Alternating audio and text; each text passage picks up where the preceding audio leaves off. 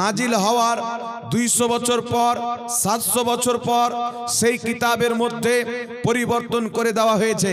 কিন্তু আল্লাহ পাকের কোরআন, যেই কোরআন পাকের ব্যাপারে আল্লাহ তাবারাক ওয়া তাআলা পবিত্র কিতাব কুরআনুল কারীমের 2 নম্বর সূরা সূরাতুল বাকারার মধ্যে বলেন, যালিকাল কিতাবু লা রাইবা ফীহ।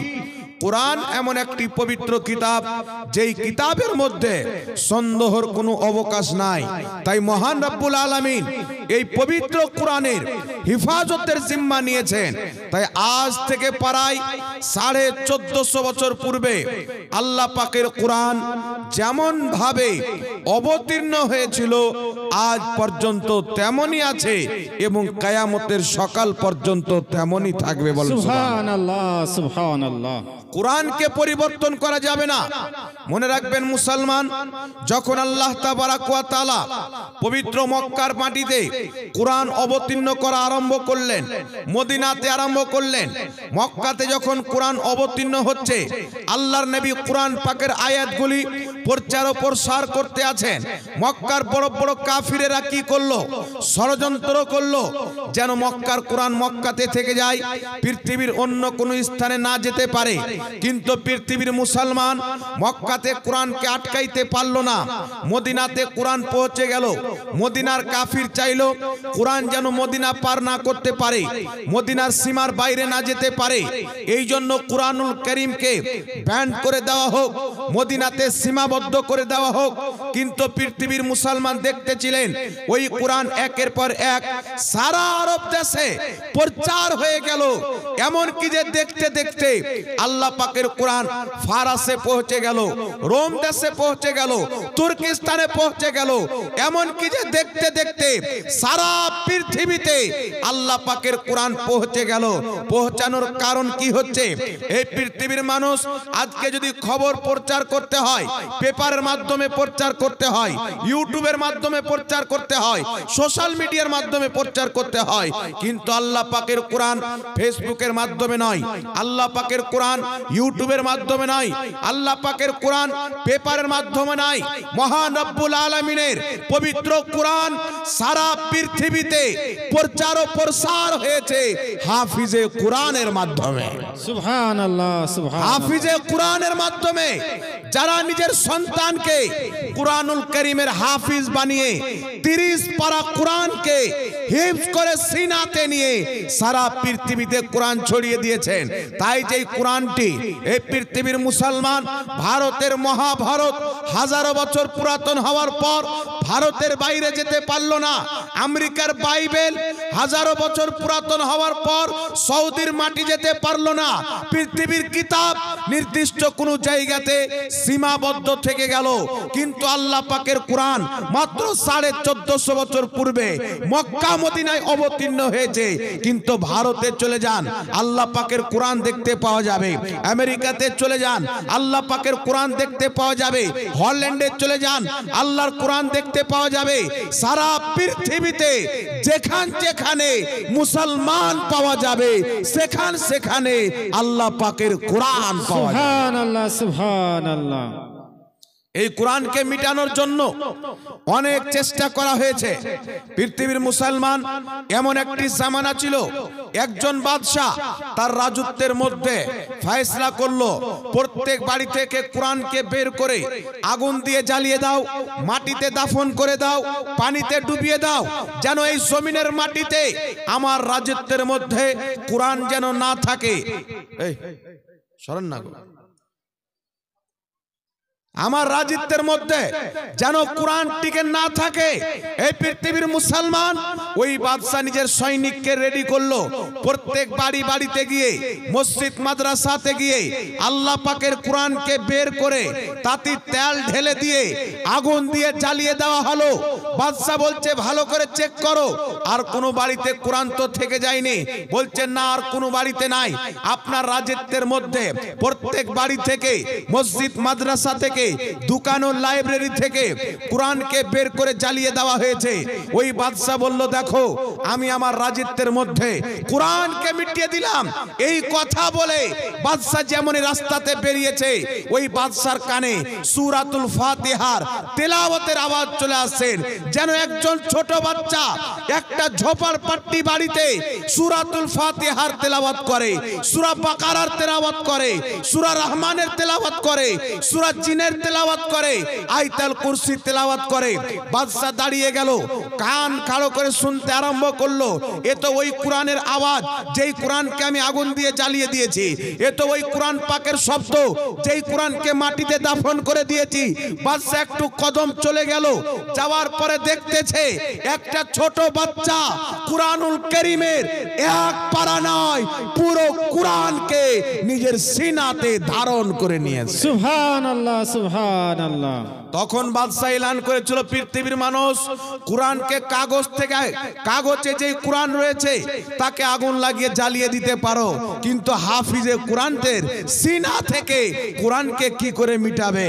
যারা নিজের কলিজার মধ্যে কোরআনকে গেঁথে নিয়েছে, নিজের ব্রেনের মধ্যে আল্লাহর কোরআনকে ভরে নিয়েছে, এই পৃথিবীর মুসলমান যেই কোরআনকে এত চেষ্টা করার পর পৃথিবীর কেউ মিটাতে পারেনি, আমার আপনার দায়িত্ব হচ্ছে সেই কোরআনকে নিজের জীবনে বাস্তবায়ন করতে হবে, কোরআন পাককে নিজের জীবনে ধারণ করতে হবে, এই কোরআন মোতাবিক চলাফেরা করতে হবে, কোরআন মোতাবিক উঠা বসা করতে হবে, কোরআন মোতাবিক আপনার জীবন যাপন করতে হবে। যদি আমরা আল্লাহ পাকের কোরআনকে নিজের জীবনের মধ্যে বাস্তবায়ন করতে পারি, আল্লাহর কসম খেয়ে বলে এই দুনিয়ার মাটিতে কোনো মুসলমান পরেশান থাকবে না। আল্লাহ পাক প্রত্যেক পরেশানি থেকে মুসলমানকে নাজাত দান করবে। প্রত্যেক পরেশানি সেই দিন দূর হয়ে যাবে যেই দিন মুসলমান আল্লাহ পাকের কোরআনকে নিজের জীবনে বাস্তবায়ন করে নেবে। এই পৃথিবীর মুসলমান কোরআনকে অনেক কেউ হিফজ করে কমপ্লিট মুখস্থ করে নাই, কিন্তু আমরা কোরআন পাকের প্রতি আমল করতে পারিনি, কোরআনকে নিজের জীবনে বাস্তবায়ন করতে পারিনি। আল্লাহ পাকের কোরআন বলছেন ইকামিস সালাত, তুমি নামাজ কায়েম করো, আমরা নামাজ পড়তে পারলাম না। আল্লাহ পাকের কোরআন বলছেন যাকাত দাও, আমরা যাকাত দিতে পারলাম না। আল্লাহ পাকের কোরআন বলছেন শরাব পান করিও না, আমরা শরাব পান করতে লিপ্ত হয়ে গেলাম। আল্লাহর কোরআন বলছেন সুদ হারাম করে দিলাম, আমরা মুসলমান সুদে লিপ্ত হয়ে গেলাম। এই জন্য পৃথিবীর মুসলমান আপনাকে বলতে চাই, আজ আমাদের মোবাইলে যদি কোনো রকমের কোনো মেসেজ চলে আসে, রাত্রি 2টার সময় যদি মোবাইলের রিংটোং বেজে যায়, ফাটাং করে মোবাইলটা হাতে নিয়ে দেখি মেসেজটা কে পাঠিয়েছে, কিন্তু তোমার প্রভু, তোমার খোদা, তোমার মাবুদ, তোমার খালিক, যিনি তোমাকে চোখ দিয়েছেন, তোমাকে ব্রেন দিয়েছেন, তোমাকে বুদ্ধি দিয়েছেন, সেই মহান রব্বুল আলামিন আজ থেকে প্রায় 1450 বছর পূর্বে নিজের প্রত্যেকটা মেসেজ কোরআন পাকের আকারে দিয়েছেন। আপনি বলেন আল্লাহ পাকের মেসেজ আপনি কবে পড়েছেন? আল্লাহ পাকের কোরআনে যে মেসেজ দিয়েছেন, এই কোরআনকে কি আমরা পড়েছি? এই কোরআনকে কি আমরা বুঝেছি? যেই ব্যক্তি আল্লাহ পাকের কোরআনকে পড়েনি, আল্লাহ পাকের কোরআনকে বুঝেনি, আপনারা বলেন সেই ব্যক্তি কোনোদিন আল্লাহকে চিনতে পারে? চিনতে পারবে? আল্লাহকে চিনতে হলে কোরআন পড়তে হবে, নবীকে চিনতে হলে কোরআন পড়তে হবে, জান্নাতকে চিনতে হলে কোরআন পড়তে হবে, জান্নাতে যাওয়ার পথ খুঁজতে হলে কোরআন পাকে খুঁজতে হবে। সুবহানাল্লাহ সুবহানাল্লাহ। বেশক কোন পথে চললে আপনি জান্নাত যাবেন, আল্লাহর কোরআন আপনাকে ওই পথ দেখাবে। কোন পথে চললে আপনি জাহান্নাম যাবেন, আল্লাহর কোরআন আপনাকে সেই পথ দেখাবে। এই জন্য পৃথিবীর মানুষ আপনাকে বলতে চায়, নিজে কোরআন পড়েননি, কোরআন শিখেন, মসজিদের ইমামের কাছে গিয়ে কোরআন শিখেন। আপনার বেটাকে, আপনার মেয়েকে ইংরেজি শিক্ষা দেওয়ার জন্য 3000 টাকা মাসে আপনি টিউশন পড়ান, 1000 টাকা মাস্টারকে দিয়ে আপনি বাংলা শিখান, আপনি অঙ্ক শিখান, আপনি ম্যাথমেটিক্স শিখান, আপনি ফিজিশিয়ান শিখান, বিভিন্ন রকমের শিক্ষা দেন, কিন্তু পৃথিবীর মাটিতে এমন কোন মুসলমান আছে যে আল্লাহর কোরআন শিক্ষা দেওয়ার জন্য কোন আলিমকে টিউশন দিয়েছে পয়সা দিয়ে? এইরকম মুসলমান আছে এই এলাকাতে? পৃথিবীতে অনেক অনেক হতে পারে, কিন্তু এই এলাকাতে আছে যে আমার মেয়ে আল্লাহ পাকের কোরআন শিখবে, আমি তাকে টিউশন দিই। আরে টিউশন তো দূরের কথা, এ মানুষ ফ্রিতে কোরআন শিক্ষা দেওয়ার জন্য বড় বড় মাদ্রাসা তৈরি হয়ে পড়ে আছে, মক্তবখানা পড়ে আছে। মাদ্রাসায় পড়তে কে যাবে? মক্তবে পড়তে কে যাবে? ফকিরের বেটা পড়তে যাবে, গরিবের বেটা পড়তে যাবে, চাষির বেটা পড়তে যাবে। কাউকে যদি আল্লাহ চাকরি দিয়ে 2-4 টাকা মাস ইনকাম করে নেয়, এ আবার চিকনা হয়ে গেল, আমার বেটা মাদ্রাসায় পড়বে, আমার বেটা তো ইংল্যান্ডে পড়বে। একটু যদি আল্লাহ তাকে পয়সা দিয়ে দেয়, এ বেটার মাদ্রাসায় পড়াবে না। মনে রাখবেন মুসলমান, আপনার বেটাকে স্কুলে পড়াতে আমি নিষেধ করি না। যদি মুসলমানের বাচ্চা স্কুলে পড়ে মাস্টার না হয়, মুসলমানদেরকে হিন্দিকে শিখাবে, বাংলাকে শিখাবে, ইংরেজিকে শিখাবে, গণিতকে শিখাবে, বিজ্ঞানকে শিখাবে। আপনার ছেলেকে ডক্টর বানান, ইঞ্জিনিয়ার বানান, মাস্টার বানান, আপনার যা ইচ্ছা তা বানান, ইসলামের জায়েজ আছে।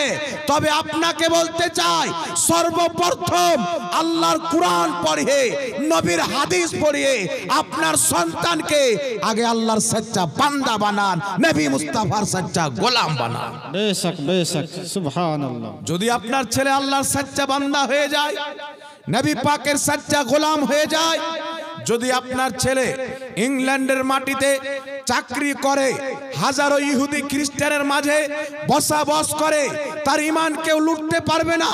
যদি আপনার সন্তানের কাজ কোরআন পাকের জ্ঞান না থাকে, হাদিস শরীফের জ্ঞান না থাকে, আপনার এই সন্তান ইহুদির পাশে যখন বসবে, ইহুদির ধর্ম গ্রহণ করে নিবে, খ্রিস্টানের পাশে বসলে খ্রিস্টানের ধর্ম গ্রহণ করে নিবে। এই রকম অসংখ্য উপমা উদাহরণ আমাদের সামনে রয়েছে। বড় বড় ডক্টর আমেরিকাতে চাকরি পেয়েছে, বিজ্ঞান নাসাতে চাকরি পেয়েছে, আপনার ইংল্যান্ডের হল্যান্ডে চাকরি পেয়েছে, এই রকম লন্ডনে চাকরি পেয়েছে। সেখানে গিয়ে ইহুদি মেয়েকে বিয়ে করে মুসলমান ছিল, ইহুদি হয়ে গেছে। খ্রিস্টান মেয়েকে বিয়ে করে মুসলমান ছিল, খ্রিস্টান হয়ে গেছে। আপনাদের পাশে বহরমপুরের মাটিতে একটি ডক্টর, যার নাম হলো মুসলমান, এই ডক্টরের সামনে যদি কোনো আলিম নিজের স্ত্রীকে হেজাব পরিয়ে নিয়ে যায়, তো ডক্টরের মাথা খারাপ হয়ে যায়। এত কাপড় দিয়ে তাকে বন্ধ কেন করে রাখবো? মুসলমান পিছাচ্ছে কেন? 5 ওয়াক্তের নামাজে মুসলমান যেইটুকু সময় মসজিদে দেয়, যদি ওই সময়টুকু কিছু কাজ করে 2-4 টাকা ইনকাম করবে, ওই ডক্টরের ধারণা হচ্ছে এই ধারণা। তাহলে ওর বাপ মা তো বড় ডক্টর বানিয়ে দিয়েছে। সারা পৃথিবীতে যত ডক্টর আছে, তাদের মধ্যে কয়েক নম্বরের মধ্যে ওই ডক্টর আছে। নামটা আমি বলছি না, হয়তো ভিডিও তার কাছেও যেতে পারে, এই জন্য নামটা আমি লিখছি না। তাহলে এই রকম ডক্টর যদি আপনার ছেলেকে বানান, এই রকম মাস্টার যদি বানান, কালকে আপনার ছেলের কাজ কাদিয়ানি চলে আসবে, বলবে শোনো গোলাম আহমদ কাদিয়ানি আল্লাহর নবী, তাকে নবী মেনে নাও। তাকে নবী মেনে আপনার ছেলে ঈমান হারিয়ে দিতে পারে। কালকে ওয়াহাবি এসে বলবে ওয়াহাবি দল হচ্ছে সত্যবাদী, তাদের কথা গ্রহণ করে আপনার ছেলে জাহান্নামী হয়ে যেতে পারে। কালকে তবলিগ জামাত এসে বলবে নামাজ পড়ো, নামাজের বাহানায় আপনার ছেলের ঈমানকে ধ্বংস করে দিতে পারে। কালকে শিয়া এসে আপনার ছেলে ঈমানকে ধ্বংস করে দিতে পারে। এই জন্য পৃথিবীর মুসলমান আপনার সন্তানকে ডক্টর বানার সাথে সাথে, মাস্টার বানার সাথে সাথে, ইঞ্জিনিয়ার বানার সাথে সাথে আপনার সন্তানকে কোরআন হাদিস দিয়ে আহলে সুন্নাত ওয়াল জামাতের আকীদা শিখিয়ে দেন। তবে তা হায়াত পর্যন্ত যতদিন আপনার সন্তান বাঁচবে, তার ঈমান ধ্বংস করতে পারবে না, বরং আপনার সন্তানের মাধ্যমে হাজার লোকের ঈমান বেঁচে যাবে। সুবহানাল্লাহ, সুবহানাল্লাহ। নারে তাকবীর, নারে তাকবীর, নারে রিসালাত। হযরত মাওলানা মুফতি মোহাম্মদ জাহাঙ্গীর আলম আমি সাহেব, বলছি না বিরাদর ইসলাম যে আপনার সন্তানকে ডক্টর বানান, অবশ্যই বানান। মুসলমানের সন্তানকে ডক্টর হতে হবে, ইঞ্জিনিয়ার হতে হবে, বিজ্ঞান হতে হবে, বড় বড় পদে যেতে হবে। এই জন্য যেতে হবে কারণ মুসলিম সমাজ যত বেশি শিক্ষা অর্জন করবে ইসলাম তত আগে যাবে। তবে আপনাকে বলার উদ্দেশ্য হচ্ছে দুনিয়ার সাথে সাথে আপনার সন্তানের মধ্যে যেন ধর্ম থাকে। আপনার সন্তানকে দুনিয়া দিয়ে দিলেন, আল্লাহকে চিনে না, দুনিয়া দিয়ে দিলেন, নবীকে চিনতে পারে না, ইঞ্জিনিয়ার করে কোনো লাভ হবে না। যদি আপনার সন্তান নিজের মাবুদকে না চিনতে পারে, খোদাকে না চিনতে পারে, ইঞ্জিনিয়ার বানিয়ে কাজে আসবে না, ডক্টর বানিয়ে কাজে আসবে না, বিজ্ঞান বানিয়ে কাজে আসবে না। যদি আপনার সন্তান খোদা ও রাসূলকে না চিনতে পারে, দুনিয়ার যত বড় পদে যাক না কেন ঠিকানা জাহান্নাম হবে। এই জন্য পৃথিবীর মুসলমান খোদাকে চিনাইতে হবে, রাসূলকে চিনাইতে হবে। খোদাকে যদি চিনতে চান, নবীকে চিনতে চান, আল্লাহ পাকের কোরআন পড়তে হবে। সুবহানাল্লাহ, সুবহানাল্লাহ, একটু জোরে হবে না সুবহানাল্লাহ? সুবহানাল্লাহ। এই কোরআন পাকের মধ্যে হেদায়েত আছে, কোরআন পাকের মধ্যে ওষুধও আছে। জি, বুখারী শরীফের মধ্যে হাদিস, সাহাবায়ে কেরাম একটি জায়গাতে ছিলেন, একজন বকরির মালিক, তার দল বকরি ছিল, একদম বহুত বকরি। সেই মালিককে সাপ দংশন করলো। তো সাপ যখন দংশন করলো, সাহাবায়ে কেরামকে বলছে তোমরা যদি কোনো দোয়া দুরূদ জানো সেটা করে আমাকে ঠিক করে দাও। সাহাবা বলছেন তোমাকে ঠিক করব, তবে আগে তোমাকে ছাগল দিতে হবে। তুমি যদি ছাগল দাও তো বলো তোমাকে ঠিক করব। বললো আমাকে যদি ঠিক করো অবশ্যই ছাগল দিব। সাহাবায়ে কেরাম কি করলে জানেন? মেডিসিন দিয়ে নয়, ইনজেকশন দিয়ে নয়, স্যালাইন চাপিয়ে নয়, দাওয়াই খাইয়ে, ওষুধ খাইয়ে নয়, ভিটামিন খাইয়ে নয়, বিষাক্ত সাপের বিষকে সাহাবা পানি কিভাবে করলেন? সূরা ফাতিহা পাঠ করে সেই সাপে দংশন করনেওয়ালা ব্যক্তির উপরে দম করে দিল। সূরা ফাতিহার বরকতে আল্লাহ পাক তার বিষকে সঙ্গে সঙ্গে পানি করে দিল। সুবহানাল্লাহ, সুবহানাল্লাহ। তো কোরআন শুধু নামাজের শিক্ষা দেয় না, কোরআন শুধু রোজার শিক্ষা দেয় না, কোরআন শুধু হজের শিক্ষা দেয় না, এই আল্লাহ পাকের কোরআন ওষুধের পর্যন্ত শিক্ষা দেয়, বিজ্ঞানের পর্যন্ত শিক্ষা দেয়। এই পৃথিবীর মানুষ আজ বিজ্ঞানকে জিজ্ঞাসা করেন আসমান জমিন এইরকম কেন, কিভাবে সৃষ্টি হলো? বিজ্ঞান আমাদেরকে বলছে জমিন আসমান একই ছিল, একটা ব্লাস্ট হলো, দুইটা আলাদা হয়ে আসমান এবং জমিন হয়ে গেল। এদের বলার পূর্বে 1450 বছর পূর্বে এই একই কথা আল্লাহ পাক কোরআন পাকে লিখে দিয়েছেন। বিজ্ঞানের থিওরি, এই নলেজ পেল কোথায় থেকে? আল্লাহ পাকের কোরআন থেকে। সুবহানাল্লাহ, সুবহানাল্লাহ। একটু জোরে হবে না সুবহানাল্লাহ? সুবহানাল্লাহ। এমন কোন পৃথিবীর জিনিস নাই যেটা কোরআনুল কারীমের মধ্যে নাই। হযরত আলী রাদিয়াল্লাহু তাআলা আনহু বলছেন যে এই কোরআন পাকের মধ্যে আল্লাহ পাক সমস্ত জিনিস রেখেছেন। পৃথিবীতে যত রোগ আছে তার ওষুধ আল্লাহ কোরআন পাকে রেখেছেন। তবে হয়তো অতদূর পর্যন্ত খোঁজ করা আমাদের সম্ভব হবে না। এই জন্য পৃথিবীর মানুষ আপনাকে বলতে চাই, আমি নিজের ঘটনা আপনাকে বলছি। আমার বাপেরা হচ্ছে 6 ভাই, আমার আব্বারা হচ্ছে 6 ভাই। আমার বড় আব্বা জুমার দিন সেজদারত অবস্থায় মসজিদের মধ্যে মারা গেছেন, সেজদার অবস্থায়। তো আমি চিন্তা করলাম নিশ্চয়ই আমার বড় আব্বার কোনো এমন আমল আছে যেই আমলটাকে আল্লাহ পাক কবুল করেছেন, তাই জুমার দিনে সেজদার অবস্থায় মারা গেছেন। আর রাসূলে কায়নাত বলেন যেই ব্যক্তি যেই অবস্থায় মারা যাবে আল্লাহ পাক কিয়ামতের ময়দানে সেই অবস্থায় উঠাবে। সুবহানাল্লাহ, সুবহানাল্লাহ। একটু জোরে হবে না সুবহানাল্লাহ? সুবহানাল্লাহ। আপনি যদি দারু পান করে মারা যান কিয়ামতে দারুখোর হয়ে উঠবেন। জিনা করে মারা যান জিনাখোর হয়ে উঠবেন। পাপের কাজ করে মারা যান পাপী হয়ে উঠবেন। যেই কর্ম করে যেইভাবে আপনি মরবেন কিয়ামতে আপনাকে সেইভাবে উঠানো হবে। তো আমি চিন্তা করলাম এত সুন্দর মত আল্লাহ পাক বড় আব্বাকে দান করেছেন, এর কারণটি কি? তো আমি তার মধ্যে একটা জিনিস দেখেছিলাম, 5 ওয়াক্তের নামাজি তো ছিল, কিন্তু 5 ওয়াক্তের নামাজি তো ছিল প্রত্যেক দিন সকালে না হলেও 2 লাইন কোরআন পাক তেলাওয়াত করত। সুবহানাল্লাহ, সুবহানাল্লাহ। প্রত্যেক দিন সকালে না হলেও 2 লাইন কোরআন পাক তেলাওয়াত করতেন। এটা কোরআন তেলাওয়াতের বরকত। যদি আপনি আপনার বাড়িতে আল্লাহ পাকের কোরআনকে তেলাওয়াত করেন, আল্লাহর কসম খেয়ে বলে যত কোরআন তেলাওয়াত করবেন আল্লাহ আপনার মওতকে তত সহজ করে দিবেন। সুবহানাল্লাহ। জোরে হবে না সুবহানাল্লাহ? সুবহানাল্লাহ। কতদিন হয়ে গেছে আমার মা একটা কোরআন কিনে নিয়ে এসেছে, বছরে একটি বার। কোন বাড়িতে আবার শাবে বারাতের দিন পড়া হয়, কোন বাড়িতে আবার মেরাজের রাত্রিতে পড়া হয়।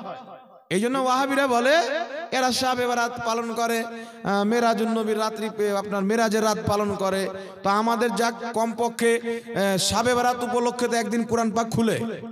ওয়াহাবিদের এমন বাড়ি আছে যে জিন্দেগিতে খুলে না। আমাদের যদি শাবে বারাত না খুলে, কমসে কম মানুষ মরে যাওয়ার পর ইসালে সওয়াবকে কেন্দ্র করে পড়ে, তো চেহারা তো দেখে কোরআন পাকের। কিন্তু ওয়াহাবির মধ্যে যে কোরআন পড়ে না, এ মরে কবরে জাহিল হয়ে চলে যায়, কিন্তু কোরআন খুলে দেখে না।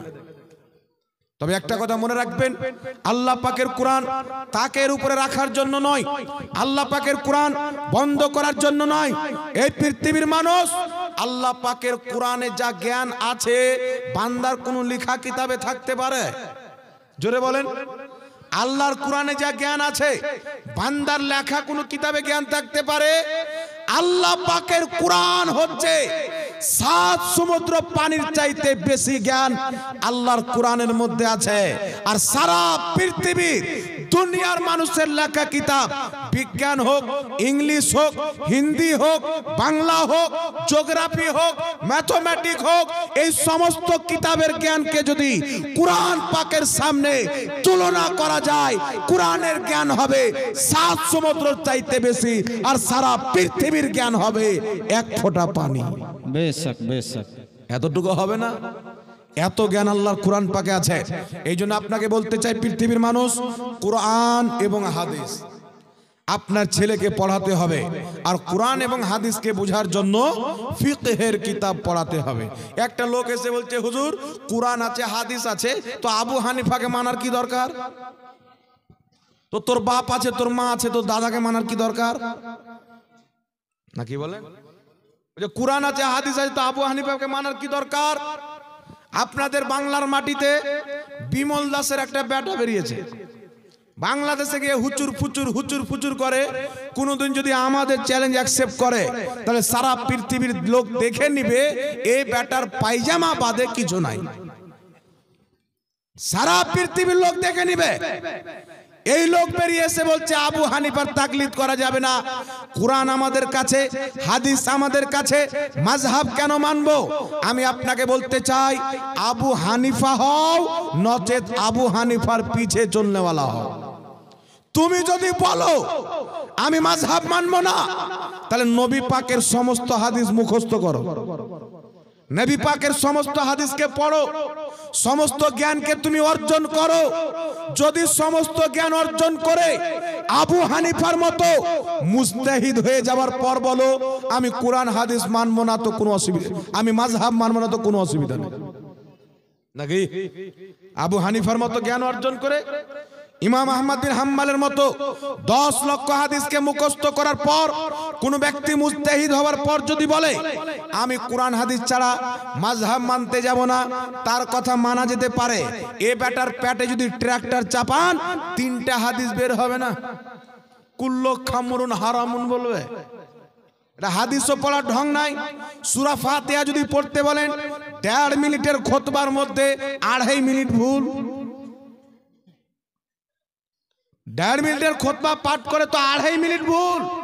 আরে হারামজাদা এসে বলছে আবু হানিফার মাযহাব মানা যাবে না। তো তুই যার কিতাব পড়েছিস ইমাম বদরুদ্দিন আইনি, তিনি আবু হানিফার মুকাল্লিদ ছিলেন। ইমাম মোল্লা আলী কারি আবু হানিফার মুকাল্লিদ ছিলেন। এই শুনো, ইমাম ইবনে হাজার আসকালানি শাফি মাযহাবের মুকাল্লিদ, ইমাম জালালউদ্দিন সুয়ুতি মাযহাব मानने वाला, इमाम इब्ने माजा शरीफ लिखने वाला शाफी मजहब मानने वाला, इमाम अबू दाऊद मजहब मानने वाला। तो তুমি যদি বলতে চাও मजहब माना যাবে না, তো তোমার কথা মানবো না ইমাম ইবনে মাজার কথা মানবো? চিন্তা করেন, যিনি হাদিসের কিতাব লিখেছেন, 6টি সহিহ হাদিসের নাম শুনেছেন বাবা? তার মধ্যে একটি কিতাব হচ্ছে ইবনে মাজা, আর একটি কিতাব হচ্ছে আবু দাউদ। এই দুই কিতাবের মান্যওয়ালা মাযহাব মান্যকারী ছিলেন। একটু জোরে হবে না সুবহানাল্লাহ? সুবহানাল্লাহ, সুবহানাল্লাহ। যারা হাদিসের কিতাব লিখেছেন তারা মাযহাব মান্যওয়ালা। আর যেই বেটা হাদিস পড়তে পারে না, বলছে কুরআন হাদিস থাকতে মাযহাব কেন মানবো? তো সারা দুনিয়াতে কোন লামাযহাবী আমার সামনে দাঁড়িয়ে সনদ সহ ইমাম যারা ছিলেন, কেউ 10 লক্ষ হাদিস মুখস্থ জানতেন, কেউ 5 লক্ষ, কেউ 7 লক্ষ। যদি সারা পৃথিবীতে কোনো নজদি ওয়াহাবি বেশি শুনাইতে হবে না, সনদ সহ মাত্র 5000 হাদিস পড়ে শুনিয়ে দেয়, 5 লক্ষ টাকা পুরস্কার দেবে। 5000 হাদিস। আর বাংলার আপনাদের বাঙালি যেগুলো ছিল, বাংলাদেশের মৌলবীগুলো আছে, এবারে তো 5টা শুনাইতে পারবে না। আর এরা বলছে মাযহাব মানা যাবে না।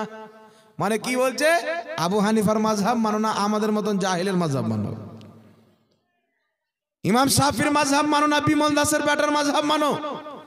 ইমামদের মাযহাবকে যারা ছেড়েছে, এই অবৈধ মৌলবী ইহুদি খ্রিস্টানদের দালালের মাযহাবকে তারা মেনেছে। মাযহাব তারাও মানে, মাযহাব আমরাও মানি। তফাৎ হচ্ছে তারা বর্তমানের ইহুদির দালাল মৌলবীর মাযহাব মানে, আমরা বিশ্ববিখ্যাত তাবেঈ ইমামে আজম আবু হানিফার মাযহাব মানি। সুবহানাল্লাহ, সুবহানাল্লাহ। কিয়ামতের ময়দানে দেখিলে কে কার সাথে থাকবে? তোমার মৌলবীর কোনো খবর থাকবে না। এই জন্য পৃথিবীর মুসলমান ইমাম সাবি রাহমাতুল্লাহ আলাইহি তাফসিরে সাবির মধ্যে লিখতেছেন, হানাফি, শাফি, মালিকি, হাম্বলি 4 মাযহাব হচ্ছে আহলে সুন্নাত ওয়াল জামাত। যারা 4 মাযহাবের বাইরে গিয়ে বলে আমরা সহিহ হাদিস বলি, কোরআন দিয়ে যদি দলিল দেয়, দল্লুন মুদিল্লুন, তারা হবে পথভ্রষ্ট এবং পথভ্রষ্টকারী। জোরে হবে না সুবহানাল্লাহ? সুবহানাল্লাহ। বড় বড় ইমামরা ফয়সালা করে দিয়েছেন। এই জন্য পৃথিবীর মুসলমান এই যে লামাযহাবী দেখছেন, এরাকে কোনোদিন মুসলমান মনে করবেন না। এরা আদম আলাইহিস সালামকে মুশরিক লিখে রেখেছে, এরা মুসলমানের উপরে শিরকের ফতোয়া দিয়ে রেখেছে। এমন কি যে এদের ফতোয়াতে আমার আপনার নবী সাল্লাল্লাহু আলাইহি ওয়াসাল্লাম নিজেই শরীয়ত জানতো না, এটা এদের ফতোয়া দ্বারা প্রমাণ হয়। নাউজুবিল্লাহ বলে। একজন লামাযহাবী মৌলবী পোস্ট করছে, কি পোস্ট? ফেসবুকের মধ্যে, যে সাহাবার মধ্যে অধিক অংশ সাহাবা বিদাতি ছিল। নাউজুবিল্লাহ। চিন্তা করছেন বাবা? আর বাংলাদেশের কাজ্জা বলে একটা মৌলবী বেরিয়েছে, কেউ যদি বলে যে আমি বিনা হিসাব কিতাবে ডাইরেক্ট, গাড়ি ঘোড়া কিছু লাগবে না, একবারে ডাইরেক্ট জাহান্নামে যাব, তো বাংলাদেশের কাজ্জাবের বক্তব্য শুনে আমল করলে ডাইরেক্ট জাহান্নামে চলে যাবে। ওকে না নামাজ লাগবে না, রোজা লাগবে, কিছুই লাগবে না, ডাইরেক্ট জাহান্নামে চলে যাবে। কারণ এই লোকটার ফতোয়া আর কুকুরের ঘাউ ঘাউ দুটোর মধ্যে কোনো তফাৎ নেই। কুত্তা যদি ঘাউ ঘাউ করে তো আপনাকে খারাপ লাগতে পারে, কানে তালি লাগতে পারে, ঈমান ধ্বংস হবে না। কিন্তু ইয়ার ঘাউ ঘাউ শুনে যদি বিশ্বাস করলেন, আপনার ঈমান ধ্বংস হয়ে যাবে। মানে কুকুরের ঘাউ ঘাউ তো ঈমানটা বাঁচবে, ই বেটার বক্তব্য শুনলে আপনার ঈমান বাঁচবে না, কুকুর চাইতে খারাপ। গুস্তাখে রাসূল যারা হয়, নবীর যারা বেয়াদব হয়, আল্লাহর নিকটে কুকুরের ইজ্জত থাকে। তার লম্বা যত দাড়ি থাকুক, যতই বড় পাগড়ি থাকুক, যতই বড় মাদ্রাসা থাকুক, যদি রাসূলুল্লাহর চুল পরিমাণে বেয়াদবি করে, খিনজির চাইতেও খারাপ, কুকুর চাইতেও খারাপ। উঠান কুরআনুল কারীম, এই কুরআন পাকের মধ্যে আসহাবে কাহাফের জিকির আল্লাহ পাক করেছেন। সূরা কাহাফের মধ্যে আসহাবে কাহাফের বর্ণনা আল্লাহ পাক করেছেন। ইনাদের সাথে একটি কুকুর থাকতো, যেই কুকুরের নাম হলো কিতমির। আল্লাহ তাবারাক ওয়া তাআলা ওই কুকুরকে আল্লাহর ওলিদেরকে মুহাব্বত করার কারণে জান্নাত দান করেছেন। সুবহানাল্লাহ, বেশক সুবহানাল্লাহ। কুকুর ওলিকে মুহাব্বত করেছেন বলে আল্লাহ কুকুরকে জান্নাত দান করবে। এ কোন কুকুর? বলছে নবীর মুখ দিয়ে দুর্গন্ধ বের হতো। নাও বলেন এ কুকুর চাইতে খারাপ আছে কি নাই বাবা? আমার বাপকে বলতো ছেড়ে দিতাম, মাকে গালি দিত ছেড়ে দিতাম। আমার বাবা তুলে গালি দাও, কোনো প্রতিবাদ হবে না। মা তুলে গালি দাও, প্রতিবাদ হবে না। যদি রাসূল পাকের বিপক্ষে চুল পরিমাণে শব্দ ব্যবহার করো, খাজা গরিব নওয়াজের বিপক্ষে চুল পরিমাণে শব্দ ব্যবহার করো, মনে রাখবে লামাযহাবী এটা হিন্দুস্তান, বাংলাদেশ নয়। কাঁচা কমচি দিয়ে পিটিয়ে পাছার ছাল তুলে নেওয়া হবে। এমন পিটানো হবে, ভারতবর্ষের মাটিতে থাকা বন্ধ হয়ে যাবে। ফেফড়া বাপ তোমার বাপের দেশ বাংলাদেশে গিয়ে থাপড়াও, হিন্দুস্তান হচ্ছে খাজা মঈনুদ্দিন চিশতির দেশ। বেশক বেশক সুবহানাল্লাহ সুবহান। এখানে খাজা মঈনুদ্দিন চিশতিকে গালি দিলে, তিনাদের অপব্যাখ্যা তৌহিন করলে জুতা মেরে সুজা করে দেওয়া হবে। আর মনে রাখবে মুসলমান, যেই লামাজাবি ফাড়পাড়ায় ফরজ নামাজের পর দোয়া করা বিদাত, শবে বরাতে রোজা রাখা বিদাত, মেরাজে রোজা রাখা বিদাত, 20 রাকাত তারাবি পড়া বিদাত, মৃত্যু ব্যক্তি নামে কোরআন তেলাওয়াত করা বিদাত, কলমা খানি করা বিদাত। সারা পশ্চিমবঙ্গের লামাজাবিকে আমি চ্যালেঞ্জ করতে চাই, যদি মায়ের দুধ পান করে থাকো একদিন চ্যালেঞ্জকে অ্যাকসেপ্ট করো, ময়দানে চলে এসো, কোরআন হাদিস পড়ে তোমার বাপ দাদার কিতাব থেকে দেখাবো এই সমস্ত জিনিস ইসলামে শুধু জায়েজ নয় বরং সওয়াবের কাজ। বেশক সুবহানাল্লাহ সুবহান।